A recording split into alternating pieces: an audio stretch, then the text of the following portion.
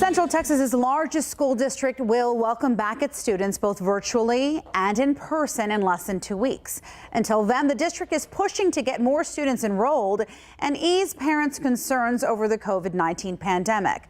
Joining us now to talk a little bit more about this is Austin ISD's Executive Director of Enrollment and Advocacy. We've got Alejandro Delgado.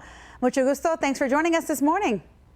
Good morning, Yvonne. How are you? I'm doing great. Let's get to all the information we need to let our viewers know. Austin ISD's enrollment dropped last year. We previously reported that it was about a 7% drop from 2019 to 2020. The first day of the school year is right around the corner. What is your message to families who left AISD last year?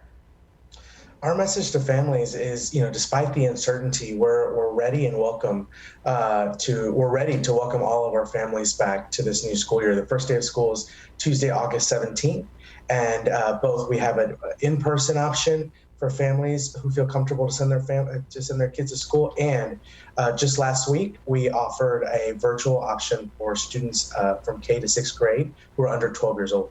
And some families who left, and even some who are still in the district. Well, obviously, I'm a parent of AISD as well. We're becoming concerned about the school year amid this most recent COVID-19 surge. So what is the district doing to ensure that all students will get the same level of learning, no matter whether they choose to learn virtually or in person? Yes, that's a great question. Our team is working really hard to set up this virtual option. So what you'll see is, the virtual option is going to follow the same academic school year, academic school day, so the same hours. The day will start with whole group instruction, and then throughout the day will be a mix of asynchronous or done in work independently, or synchronous instruction, which will be done basically like I am now, talking through Zoom. And we're going to be offering all of our core services like special education, dual language, bilingual, and then of course music, art, and PE. So the day will look not entirely the same as in person, but we're going to try our hardest to make it look as similar, and of course I'll offer all of our kind of best in class social and emotional learning programs as well. So I want to be clear, though. So some teachers, the ones that are going to focus on, let's say, virtual learning, those teachers will not focus on both. So they're going to be separate teachers for virtual, separate teachers for in the classroom, right? And I'm sure I kind of have an idea as to the reasoning behind this, but if you can explain to our viewers, I think it's a little tough for teachers to do both. That's absolutely correct. And we feel for our teachers. They're with all of our staff are heroes in our classrooms. And last year they did concurrent teaching, which is they taught virtually and in person at the same time. There will be no concurrent teaching this year. So we will have standalone virtual teachers almost at every campus, potentially, depending on how the numbers shake out. And they will be solely focused on their virtual students, while the in-person teachers only focus on their in-person students. Okay, we talked about the learning aspect of school year with the pandemic. Let's talk about the safety aspect. This is so important. Health experts say this Delta variant is highly contagious.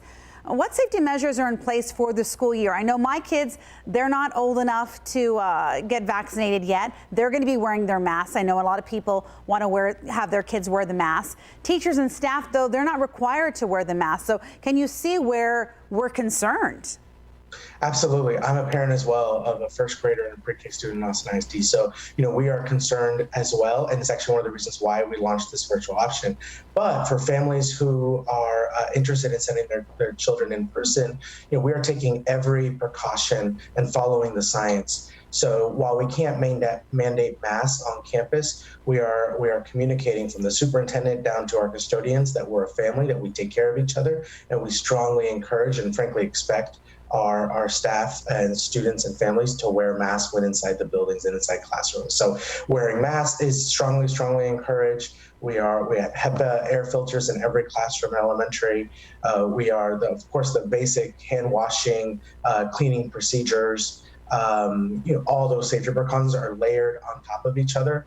And frankly, we had a last year to practice, and so we're going to continue a lot of those safety precautions that we did last year for this school year. That's good to note. Thank you so much for your time. We appreciate it. Alejandro Delgado, thank you. Thank you.